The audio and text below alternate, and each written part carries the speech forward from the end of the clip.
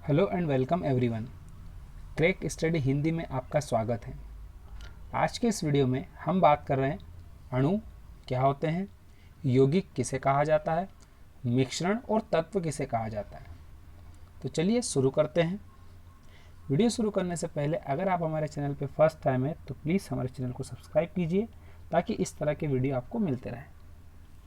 अणु की अगर हम बात करें तो ये जो अणु होते हैं ये द्रव्य का वह सूक्ष्मतम कण है जो मुक्त अवस्था में रह सकता है। इसके पहले हमने आपको बताया था कि हमारा जो परमाणु होता है वो मुक्त अवस्था में रह सकता है क्या? नहीं रह सकता। जबकि अणु जो होता है ये मुक्त अवस्था में रह सकता है, जो क्या कहलाता है? अणु कहलाता है। परमाणु मुक्त अवस्था में नहीं रह सकता है, जबकि अणु जो है वो मुक्त अवस्था में रह सकता है। ये जो अणु है रासायनिक अभिक्रिया में भाग नहीं ले सकता। ये जो अणु है ये डायरेक्ट रासायनिक अभिक्रिया में भाग नहीं ले सकता। इसमें उस पदार्थ के सभी गुण विद्यमान रहते हैं, लेकिन ऐसा तो नहीं है कि ये पदार्थ नहीं है या उसके अंदर कोई गुण नहीं है। इसमें सारे पदार्थ के गुण विद्यमान भी होते हैं, लेकिन ये मुक्त अवस्था में नहीं रह सकता है, इसीलिए रासायनिक अभिक्रिया में भाग नहीं ले सकता है। समझते हैं अणु बनता कैसे है। अगर हम अणु के बनने की बात करें तो मान लेते मेरे पास एक परमाणु है और एक और मेरे पास परमाणु है। जब ये दो परमाणु आपस में सहयोग करेंगे तो ये अणु का निर्माण करेंगे।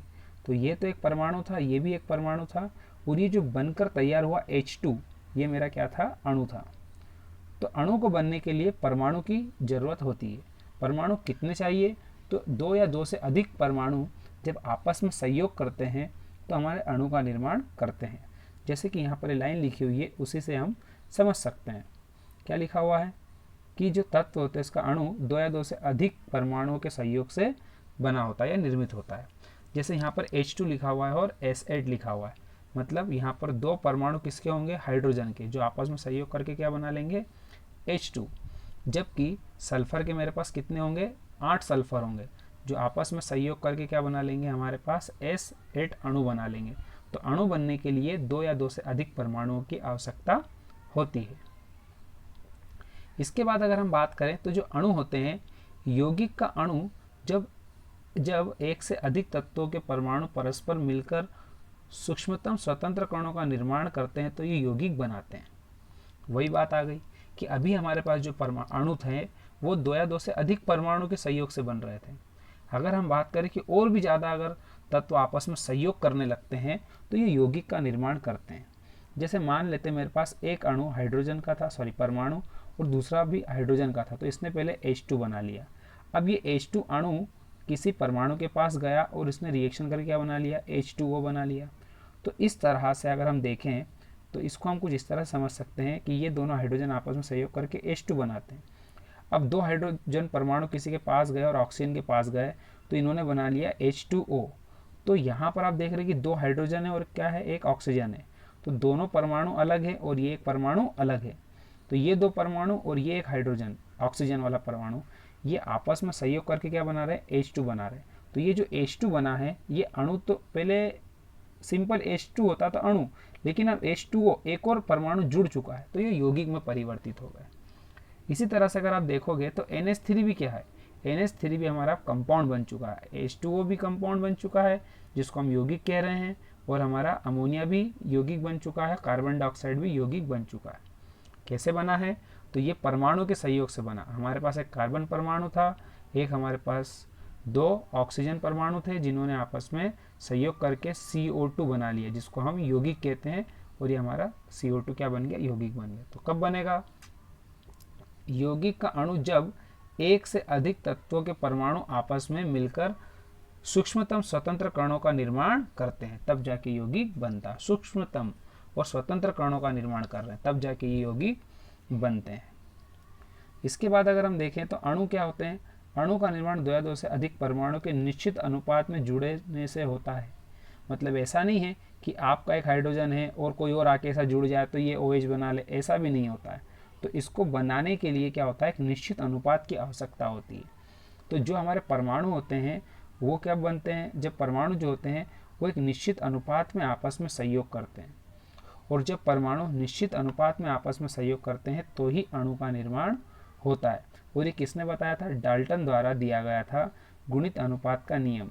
तो गुणित अनुपात के नियम को ध्यान में रखते हुए अगर हम समझे तो अणु को बनाने के लिए 2 या 2 से अधिक जो परमाणु होते हैं उनके निश्चित अनुपात में अगर जुड़ेंगे तो ही वो अणु बनाएंगे, अदरवाइज नहीं बनाएंगे, अन्यथा वो अणु नहीं बनाएंगे। इसके बाद अगर हम देखें तो किसी अणु का अणुभार निश्चित होता है, मतलब जितने भी अणु होते हैं, जैसे मान लो H2, इसका अणुभार निश्चित होगा।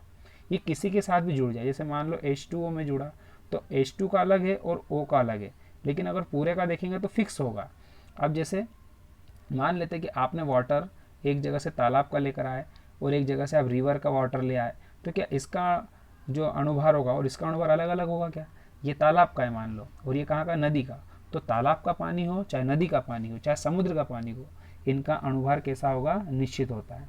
इसमें अणु भी उपस्थित सभी परमाणुओं के भार को जोड़कर प्राप्त किया जाता है। कैसे प्राप्त करते हैं? जैसे मान लो हाइड्रोजन कितने इसमें, तो 2 है, तो हम 2 हाइड्रोजन के अणुभार देखें तो कितना होता है, तो 2।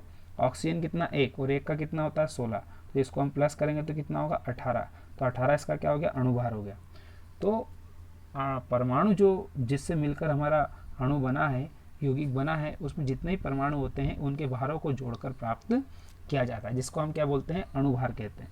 और ये निश्चित होता है। ये कैसा होता है, निश्चित होता है। जैसे मैंने अभी एग्जांपल लिया आपके लिए कि आपने एक तो समुद्र का पानी लिया है, एक नदी का पानी लिया है और एक तालाब का, तो इन तीनों का पानी का जो अणुभार होगा वो निश्चित होगा। ठीक है। इसके बाद हमारे पास आता है तत्व। तत्व क्या होते हैं? तो तत्व की अगर हम बात करें तो तत्व में केवल एक ही प्रकार के परमाणु उपस्थित होते हैं। जितने भी तत्व होते हैं उनमें केवल एक ही प्रकार के परमाणु उपस्थित होते हैं। और अभी तक जो ज्ञात हमारे पास तत्व, उनकी संख्या कितनी है, 118 है। कितनी है, 118। इसके अलावा 118 में से जो 94 होते हैं, 94 हैं, ये तत्व प्राकृतिक हैं। कैसे हैं, प्राकृतिक, मतलब हमें प्रकृति से मिले हैं। इसके अलावा अगर हम देखें, कमरे के ताप पर जो द्रव होते हैं वो कौन है, मर्क्यूरी है और एक ब्रोमीन है। इसको हम देखें, प्रिंट थोड़ा सा गलत है, इसका सिंबल क्या होता है, Br होता है। क्या होता है, Br। तो कमरे के ताप पर जो तत्व द्रव अवस्था में पाए जाते हैं उनमें कौन है, एक तो मर्क्यूरी जिसको हम पारा कहते हैं, और एक है ब्रोमीन जिसका सिंबल Br होता है। ठीक है। दूसरा पॉइंट है, कमरे तत्व जो कमरे के ताप से थोड़े अधिक ताप पर द्रव अवस्था में होते हैं, मतलब कमरे के ताप से थोड़ा और अधिक ताप मिल जाता है तो द्रव अवस्था में हो जाते हैं। तो उनमें कौन आता है हमारे पास, एक तो गैलियम आता है और एक सीजियम आता है। कमरे के ताप से अगर थोड़ा सा अधिक ताप होता है तो ये हमारे क्या, द्रव अवस्था में आ जाता है, इसमें गैलियम और एक है सीजियम। अगर हम गैलियम को हमारे हाथ की हथेली पर भी रखते हैं तो ये क्या हो जाता है, पिघल जाता है। तो मतलब थोड़े से ताप अगर अधिक होगा तो ये द्रव अवस्था में परिवर्तित हो जाता है। इसके अलावा जो तत्व होते हैं उसको अगर हम समझे, तत्व को किसी भी भौतिक रासायनिक विधि द्वारा 2 या 2 से अधिक भिन्न गुणों वाले पदार्थों में विभाजित नहीं किया जा सकता है। इस पॉइंट का मतलब ये है कि आपके पास जितने भी तत्व है, अगर आप उसको भौतिक और रासायनिक विधि के द्वारा 2 या 2 से अधिक गुणों के अंदर पदार्थों को विभाजित करने की कोशिश भी करते हो तो वो नहीं हो पाएगा। आपका जो तत्व है वो वही रहेगा, उसके भौतिक और रासायनिक गुण जो है वो वही रहेंगे। अगर आप उसको भौतिक रासायनिक गुणों की सहायता से उसके अलग गुणों को विभाजित करना चाहते हैं, पदार्थों को विभाजित करना चाहते हैं, तो वो नहीं हो पाएगा यहाँ पर। इसके अलावा जो तत्व होते हैं क्या होते हैं, हमने कभी देखा नहीं इनको। तो देखिए, तत्व जो होते हैं ये हमारे तत्व धातु भी हो सकते हैं, अधातु भी हो सकते हैं, उपधातु भी हो सकते हैं। तो तत्व कुछ भी हो सकते हैं, धातु, अधातु और उपधातु। उदाहरण, लोहा, हीरा, graphite, sulphur, phosphorus, ozone, oxygen, silicon आदि, ये सभी हमारे तत्व कहलाते हैं। क्या कहलाते हैं, तत्व। एक मेरे पास ऑर्डर है, इस ऑर्डर को आप जरूर याद रखेंगे। क्या है ऑर्डर, इनकी भ्रू प्रॉपर्टी, अर्थ क्रस्ट पर उपस्थिति का क्रम, सबसे ज्यादा अर्थ क्रस्ट पर कौन होगा उसका सीक्वेंस क्या होगा। तो ऑक्सीजन सबसे ज्यादा, उसके बाद सिलिकॉन, एल्यूमिनियम एक धातु है, लोहा, उसके बाद कैल्शियम, सोडियम, और ये ऐसे तत्व हैं जो भ्रू प्रॉपर्टी ये अर्थ क्रस्ट पर उपस्थित होते हैं, जिनका सीक्वेंस एक ऑर्डर हमने यहाँ पर देखा। इसी तरह से ये तत्व हमारे शरीर में भी उपस्थित होते हैं। तो शरीर में उपस्थिति का क्रम क्या होगा, तो मानव शरीर में इनकी उपस्थिति का जो क्रम होता है अगर हम उसको देखें तो हमारे पास होता है ऑक्सीजन, कौन होता है, ऑक्सीजन आता है हमारे पास, कार्बन, हाइड्रोजन और नाइट्रोजन। सबसे ज़्यादा कौन उपस्थित होता है हमारे पास, तो हमारे पास होता है ऑक्सीजन, उसके बाद कार्बन, उसके बाद हाइड्रोजन, उसके बाद नाइट्रोजन 15%। ये थोड़ा सा प्रिंट मिस्टेक है। तो ये क्या है हमारा मानव शरीर में कौन से तत्व कितने प्रतिशत में उपस्थित होते हैं उनका भी क्रम हमारे पास दिया हुआ है। ठीक है, अब इसके बाद हमारे पास आता है यौगिक। यौगिक क्या होते हैं? तो जैसे कि हमने अभी आपको कहा था, इनमें एक से अधिक प्रकार के तत्व उपस्थित होते हैं। मतलब एक से अधिक प्रकार के, मतलब बहुत सारे परमाणुओं के संयोग करने से। एक तो पहले क्या होता है, हमारे पास अणु होते हैं, सॉरी परमाणु होते हैं, ये आपस में संयोग करके क्या बनाते हैं, अणु बनाते हैं। और जब यही अणु और परमाणु आपस में संयोग करते ही जाते हैं, तब जाके ये क्या बना लेते हैं, यौगिक का निर्माण करते हैं। किसका निर्माण करते हैं? यौगिक का। तो इसको थोड़ा डेफिनेशन से समझते हैं। ये तत्व निश्चित अनुपात में रासायनिक सहयोग से बने होते हैं। यौगिक कैसे बनते हैं? जो भी तत्व होते हैं वो एक निश्चित अनुपात में सहयोग करते हैं। मतलब कौन सा? रासायनिक सहयोग करके बनते हैं, जिन्हें उचित रासायनिक विधि द्वारा विभक्त किया जा सकता है। जरूरत पड़ने पर हम इन्हें उचित या स्पेसिफिक रासायनिक विधि के द्वारा हम क्या कर सकते हैं, इसको विभाजित या विभक्त भी कर सकते हैं। इनके अवयवी तत्वों का समान भौतिक विधि द्वारा पृथक नहीं किया जा सकता। मतलब अगर इनके अवयवी जो तत्व हैं उनको भौतिक विधियों द्वारा नहीं कर सकते, रासायनिक विधियों के द्वारा उनको हम क्या कर सकते हैं, विभक्त कर सकते हैं। भौतिक विधि के द्वारा नहीं कर सकते हैं। इनके गुण जैसे देखिए, अवयवी तत्वों के गुणों से भिन्न होते हैं। उदाहरण सिलिका ऑक्साइड, वाटर H2O और शर्करा C6H। देखो शर्करा में फॉर्मूला थोड़ा सा मिस्टेक है, उसको आप करेक्ट कर लेंगे। C6H12 O6, उसके बाद में NaCl, नमक। ये सब क्या है, हमारे यौगिक क्या है, यौगिक के एग्जाम्पल है। और इनको हम भौतिक गुणों द्वारा पृथक नहीं कर सकते, लेकिन रासायनिक गुणों के द्वारा हम क्या कर सकते हैं, विधियों के द्वारा इसको विभक्त कर सकते हैं, अलग कर सकते हैं। लेकिन भौतिक के द्वारा, भौतिक विधियों के द्वारा कर सकते हैं क्या? नहीं। अगर मैं कहूँ कि मेरे पास H2O है और H2O में से ऑक्सीजन और हाइड्रोजन को आप अलग कर दीजिए, तो आप इसको नॉर्मल भौतिक विधि के द्वारा नहीं कर सकते, लेकिन रासायनिक विधि के द्वारा अलग कर सकते हैं। बस इतना सा मैं कहना चाहता हूँ। इसके बाद हमारे पास आता है मिश्रण। मिश्रण क्या होता है? तो मिक्सचर जो होता है, दो या दो से अधिक पदार्थों को अनुपात से मिलाकर इसको प्राप्त किया जाता है। मतलब जो भी पदार्थ होते हैं उनको किसी निश्चित अनुपात में मिलाकर हम इनको प्राप्त करते हैं। ये दो प्रकार के होते हैं, ये समांगी होते हैं, मतलब समान भी हो सकते हैं, और एक विषमांगी होते हैं। कैसे होते हैं? विषमांगी भी होते हैं। एग्जाम्पल से समझेंगे, अर्थात इनके प्रत्येक भाग का संगठन समान होता है, जैसे नमक का विलयन, चीनी का विलयन, वायु और आदि। ये सब क्या कहलाते हैं? समांगी विलयन कहलाते हैं, मतलब समान तत्वों से मिलकर बने हैं। जबकि विषमांगी क्या होते हैं? प्रत्येक भाग का संगठन समान नहीं होता है। उदाहरण नमक और चीनी का मिश्रण। अगर मैं आपसे कहूँ कि मैंने एक बीकर लिया और उस बीकर में मैंने क्या कर लिया, उस बीकर में मैंने तो पहले वाटर ले लिया और अब उस वाटर में मैंने क्या मिला दिया, शक्कर या कहीं की चीनी मिला दी। क्या मिला दी? चीनी।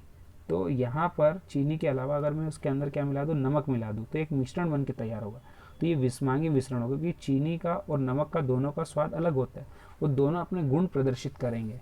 इसका मतलब ये विषमांगी मिश्रण बन के तैयार हो गया।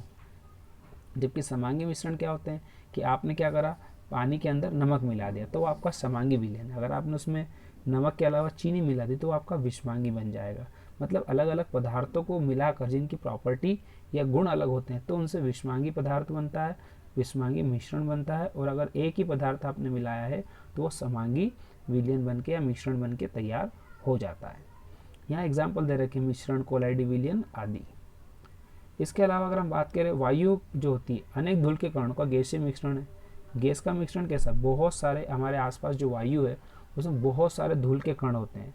इसके अलावा बहुत सारी गैसों का मिश्रण भी होता है, तो वायु में भी गैसों का मिश्रण आपको देखने को मिलेगा। और इस समुद्र के जल कई लवणों का जल में मिश्रित है। अगर समुद्र की बात करें तो समुद्र के जल में बहुत सारे लवण मिले हुए रहते हैं, तो वो भी एक तरह का मिश्रण है। ठीक है, तो वायु में भी मिश्रण होता है और जल में भी मिश्रण होता है, और या किसी पदार्थों को मिलाकर भी हम मिश्रण बना सकते हैं। वो समांगी भी हो सकता है और वो विषमांगी मिश्रण भी होता है। सोडियम क्लोराइड सर्वाधिक मात्रा में पाया जाने वाला है। सबसे सोडियम क्लोराइड क्या होता है? सबसे ज़्यादा हमारे समुद्र के अंदर पाया जाने वाला है। पीतल, तांबा, जस्ता आदि भी क्या, इन तीनों को मिलाकर भी हम क्या करते हैं, बर्तन वगैरह बनाने के काम में आता है। तो ये भी एक मिश्रण का ही उदाहरण है। ठीक है, तो इतना हमें अभी क्लियर हुआ। आई होप आपको समझ में आया होगा। Thank you so much for watching my video.